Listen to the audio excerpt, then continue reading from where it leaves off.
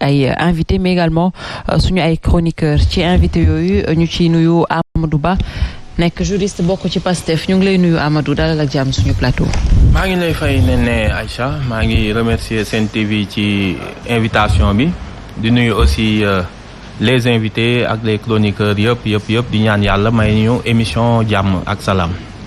ñu ngi lay jaajëfal bu baax dinañ ci ànd ak également maître Saly Mamadou Thiam nekk avocat à la cour porte-parole national adjoint de l'UCS et deuxième adjoint au maire de Ourossogui ñu ngi lay nuyu dalal ak jàmm ci plateau bi. oui maa ngi lay nuyu Néné Aïcha di la sant di rafetlu également invitation bi ñëw fii pour la première fois di nuyu également sama co-débatteurs yi c'est vrai que certains parmi eux c'est la première fois maa leen di gis mais maa ngi leen di suivre très souvent ci plateau yi ci ñaan yàlla peut-être li ñuy waxtaanee fi mu nekk njëriñ ci réew mi.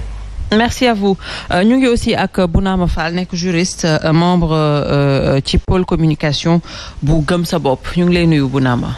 soxna Néné jërëjëf ñu ngi lay fay di nuyu ñi ma bokkal plateau bi yëpp Saly Mamadou Thiam Amadou Ba Pastef Serigne Saliou ak Aliou Sow di nuyu très respectueusement le peuple sénégalais am yaakaar ni échange fii am dina jural njëriñ askanu Sénégal jërëjëf soxna Néné.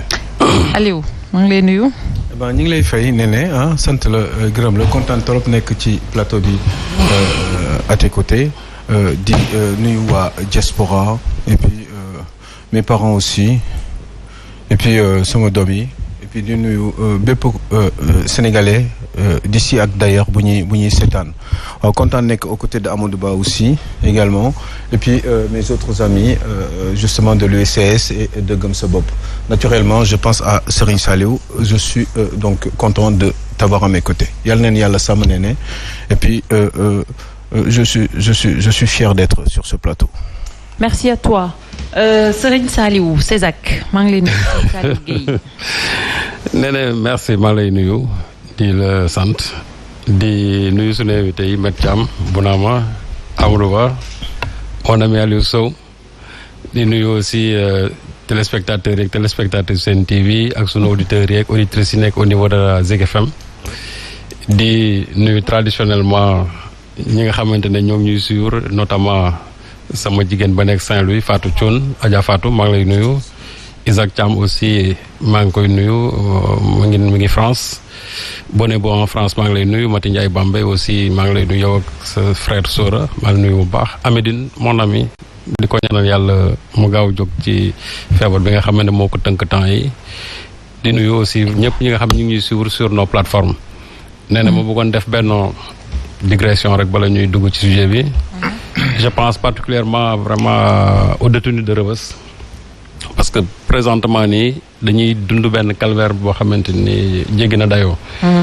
Il y a une pénurie d'eau boo xam ne depuis fort longtemps ñu ngi ko fay décrier et jusqu'à aujourd'hui la pénurie d'eau persiste.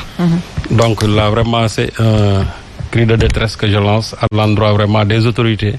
Pour ñu xalaat leen surtout la nouvelle ministre vraiment de la justice qui a en charge bien sûr les prisons du Sénégal xale yi sonn nañ trop. Ils n'ont pas perdu leur dignité, ils ont perdu leur liberté. Donc je crois qu'ils ont droit à un minimum vital. Heureusement qu'il y a un personnel très responsable bu fa nekk très professionnel muy l'administration pénitentiaire bu loolu dina gën a métti vraiment ci xale yi mais daal vraiment ñu bàyyi xel que ne sonn nañ il leur faut vraiment de l'eau parce que l'eau moom c'est une source vitale. Voilà donc vraiment loolu nañ ci bàyyi xel quoi xale yi sonn nañ trop. waaw.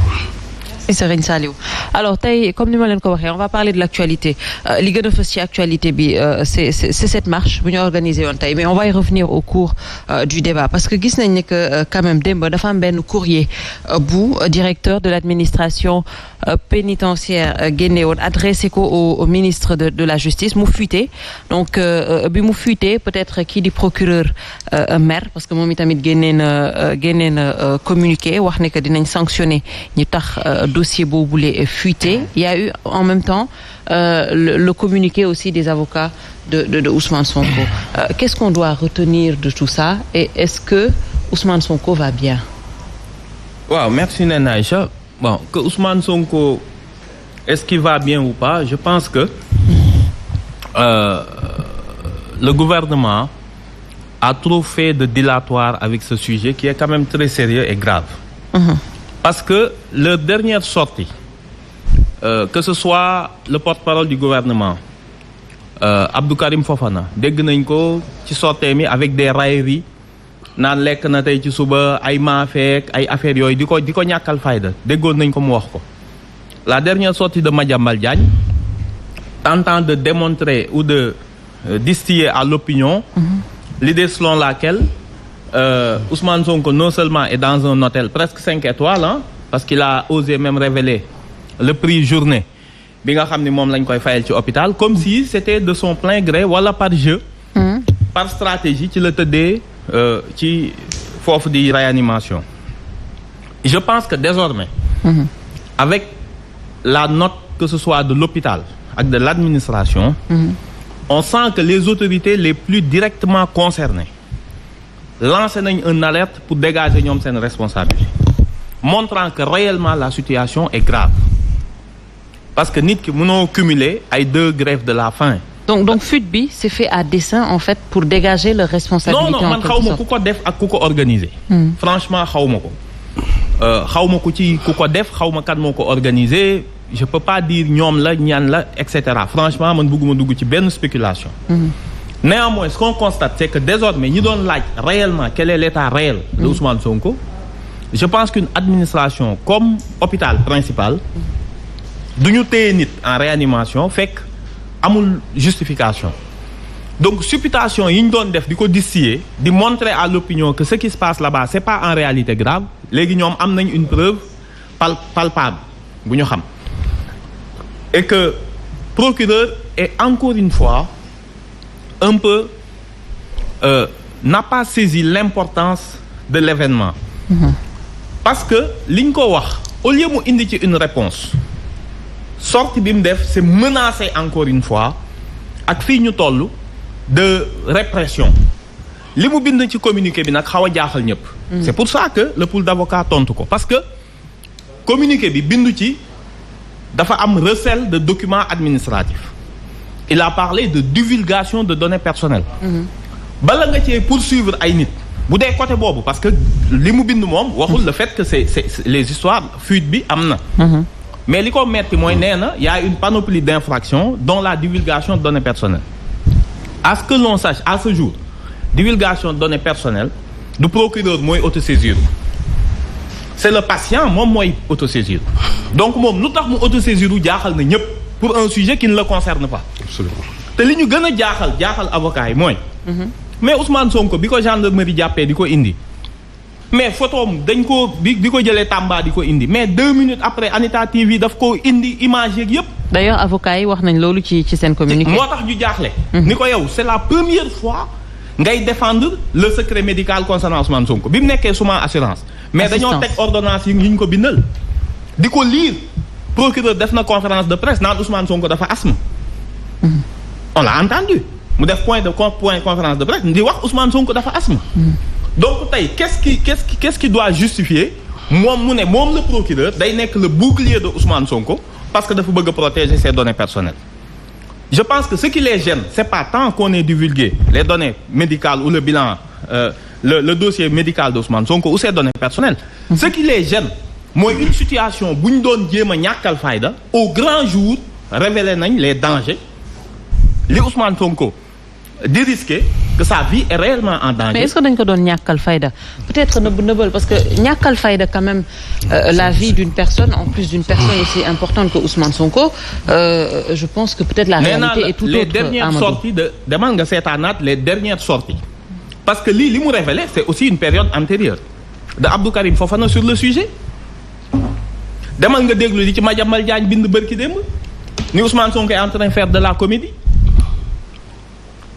Donc tey ñun li ñu jaaxal mooy loolu yëpp mooy pourquoi le procureur bi Anita Diop di génne jàpp Ousmane Sonko ses papiers ses pièces d'identité di photo lépp li nga xam ni ses effets personnels la ba ñu photo ko ci alors qu'il est entre dans les liens de la détention daanaka parce que il est entre les mains des forces de l'ordre kan moo génne photo bi kan moo ko fuiteloo et pourquoi saisirul autosaisirul donc lii nga xam ni c'est un problème qui concerne ses caractères moom deful en plus xam na kan moo ko njëkk a publier. pourquoi muy menacer nit ñi si tant est que kan moo ko publier xaw ma dans l'administration kooku dugguma ci. mais Juan Branco moo ko publier. on est à l'ère de l'information léegi munoo toog naan te en plus c'est pas estampillé confidentiel ou dara bindu ko ci. donc les gens de bonne foi sans savoir mën nañ ko parce que gis nañ ko ñëpp di ko partager Sénégal partagé na ko Juan Branco partagé na ko. léegi yow boo ci bëggee toog ay internautes. bëgg leen cee parce que am na j'ai entendu ñenn ñu commencé convoquer. ah bon oui am na ku ma dégg convoqué nañ ko. parce que daf ko partagé. ñu ne ko non on se trompe de combat. la ligne de répression mënul nekk la seule réponse à ce qui se passe. léegi ñun li ñu ko wax mooy yow bi nga lire les deux communiqués. ce qui devait être votre posture en tant que procureur de la République. parce que nag procureur de la République la. citoyen yëpp la fi nekkal. moo doon moom mu interpeller le ministre de la Justice sur la situation ne ko attention il y a une personne qui est en danger xam nga il faut qu'on s'intéresse à ça mais yow sa seule réponse mënul nekk comment protéger pour que beneen yoon la situation de Ousmane Sonko ne soit pas connue et des menaces de répression. donc je pense que il est encore en train de passer à côté Ousmane Sonko portewul plainte il ne peut pas se substituer à Ousmane Sonko pour dire que parce que Ousmane Sonko n'a pas porté plainte. d'accord te am na fi ay précédents yoo xam ne am na il n'a pas réagi. donc on est extrêmement étonné. que seule posture am nekk non pas le contenu apporter une réponse par rapport au contenu parce que Ousmane Sonko c'est un leader chef de parti favori de l'élection présidentielle mu neex leen mu naqari leen. je pense que réponse yi mu waroon a indi c'était par rapport à sa situation médicale et quelle est la réponse prévue de l'administration te moom mu nekk au cœur du processus plutôt que mu te gis nga le plus vicieux dans ce communiqué mooy lan il ne nomme même pas Ousmane Sonko il l'appelle le détenu il y a pas le nom de Ousmane Sonko ci communiqué il le nomme le détenu parce que ñoom nee nañ il est toujours en état de contumace moo tax dans le communiqué le nom Ousmane Sonko nekk ci d'accord nee nañ ko le détenu donc loolu lépp c'est un jeu de mots yoo xam ni c'est inutile et que nag indi une réponse c'est que le peuple sénégalais attend c'est une réponse judiciaire et politique sur la situation extrêmement grave de monsieur Ousmane Sonko. alors maître est-ce que foofu comme ni ko peut-être Amadou waxee on n'est pas en train de se tromper de combat est-ce que posture bu ñu waroon am c'était pas plutôt de s'intéresser à l'état justement de ce patient plutôt que d'essayer de voir ñan ñoo fuiteloo ce document. Oui, moi je pense que c'est plutôt Amadou Ba et waa Pastef qui s'intéressent qui se trompent de combat. Ah bon, pourquoi? Oui. Parce qu'il faut que les gens arrêtent d'être dans l'émotion. C'est-à-dire? Gis nga un détenu qui est malade, surtout qui a un pool d'avocats de vingtaine, de trentaine d'avocats. Pour le libérer, ils savent ce que le code pénal, le code de procédure pénale prévoit pour sortir de prison quelqu'un dont la détention, dont l'état de santé est incompatible avec la détention. Ils le savent. Ils l'ont jamais fait. En tout cas, dégguma ko. Il y a que des communiqués à la télé, à la radio, nañ ko libérer. Et pourtant, la loi sénégalaise permet de faire libérer quelqu'un si un médecin atteste que son état de santé est incompatible avec la détention. Pourquoi ils font pas ça? Mais qu'est-ce que ça veut dire alors?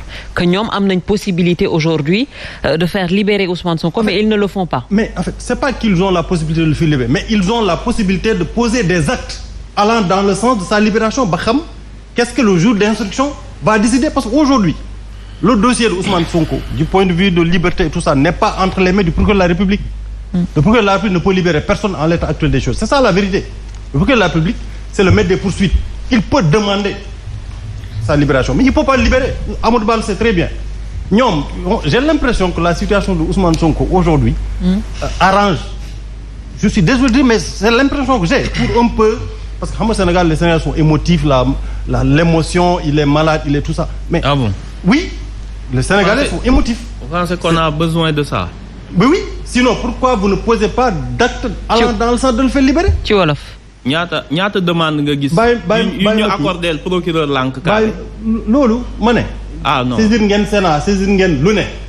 Aujourd'hui nee ngeen Ousmane Sonko dafa feebar que mu ngi comment mu ngi li mu ngi la. am nañu ñoo ko wax au lieu de bind ay communiqué di tontu communiqué procureur de la République. Oui, mais ça c'est l'administration, c'est le directeur ou administration pénitentiaire moom moo ko wax. pour man. du lu woon tontu communiqué. c'est de faire une demande d'expertise ba un médecin ne leen carrément que son état de santé est incompris avec la détention loolu bu amee le juge d'instruction n'a pas un autre choix que de libérer mais defuñu loolu donc c'est comme si man j'ai l'impression que ñoom situation bi moo leen arrange ils utilisent en réalité la situation de Ousmane Sonko son état de santé pour un peu à quelle fin atteindre l'émotion les sentiments des Sénégalais. Mais à quelle fin? Je l'ai dit, pour atteindre l'émotion le sentiment des Sénégalais parce que sinon je ne vois pas pourquoi duñu agir côté boobu. Maintenant le pouvoir de la République c'est le maître des poursuites. Il y a ce qu'on appelle l'opportunité des poursuites. Et puis il faut pas faire une lecture un peu parcellaire du communiqué. ci wolof. pour que la République waxul simplement ay données personnelles panoplie d'infractions la wax lu tax yow yéen ngeen seppi simplement données personnelles. ngeen jàpp ni que loolu la bëgg poursuivre. loolu la bëgg sanctionner. waxul loolu le communiqué il est très clair. dafa wax ne ni il y a une panoplie d'infractions. Il n'est pas obligé à ce stade de nommer les infractions parce que mënoo ko xam une enquête est ouverte peut-être que enquête bi dina wane yeneen infractions yoo xam ne enquêteurs yi dinañ ko déceler y compris données personnelles et puis il y a aucune disposition du code pénal qui dit que données personnelles propriétaire bi rek moo mën a porter plainte ça n'existe pas. Ah bon? Non, ça n'existe pas. Il y a des infractions effectivement yoo xam ne borom moo ko mën a porter plainte. Données personnelles en l'espèce données personnelles amul. C'est une infraction. La preuve s'il y a violation des données personnelles bu demee tribunal le procureur de la République est libre de réécrire ce qu'il veut. Donc je pense que aujourd'hui Ousmane Sonko a choisi aussi cette posture-là. moo ko choisir parce que la prison aussi nee na Aïcha du hôtel du hôtel. Ousmane Sonko il est détenu comme plusieurs détenus dans ce pays-là.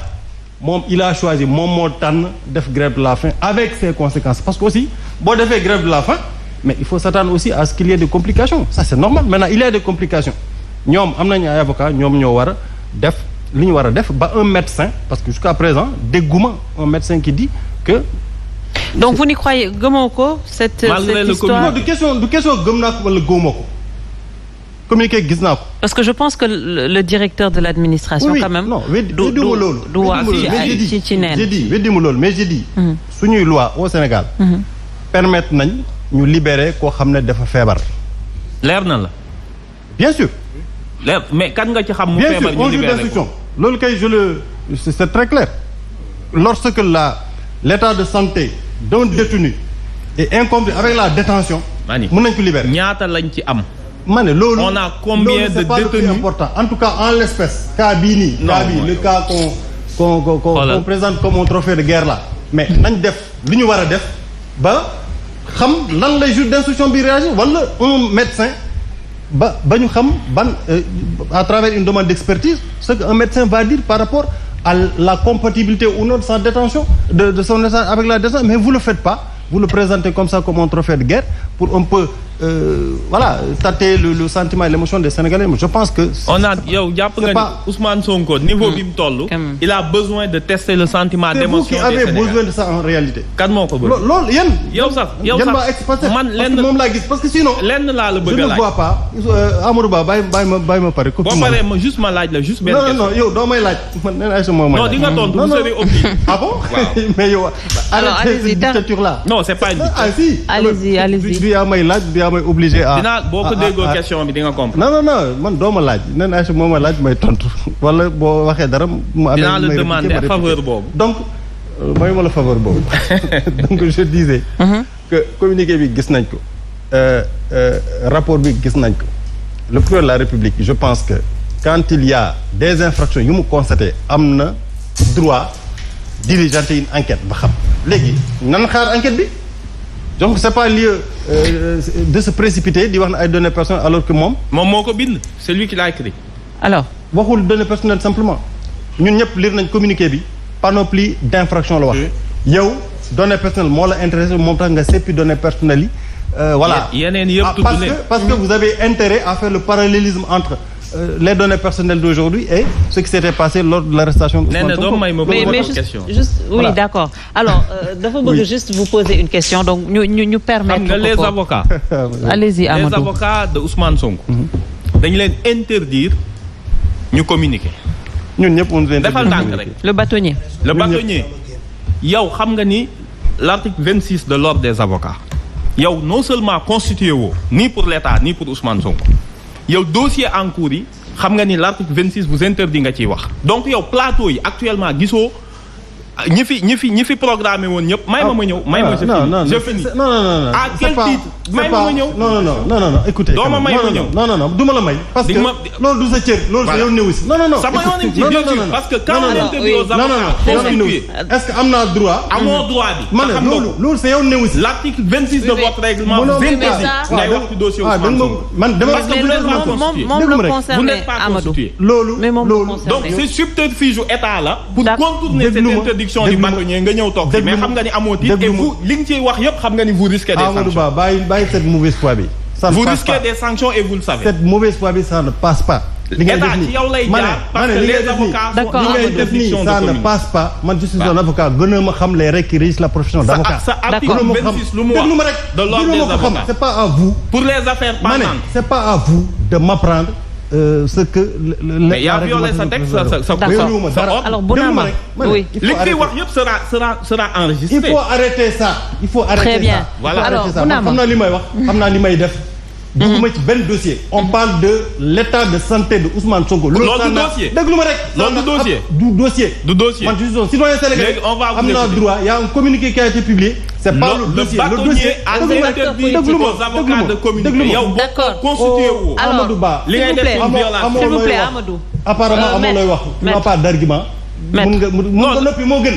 s'il vous plaît nga may jéem a xamal sama profession. d'accord très bien alors Bounama. c'est que dama la doon rappeler rek. dañoo teg également cette question de 2 poids 2 mesures. mu ngi koy wax tout à l'heure d'ailleurs terroriser les gens. mu ngi koy wax tout à l'heure et même justement quand le communiqué est sorti il y a eu plein de personnes qui ont soulevé cela.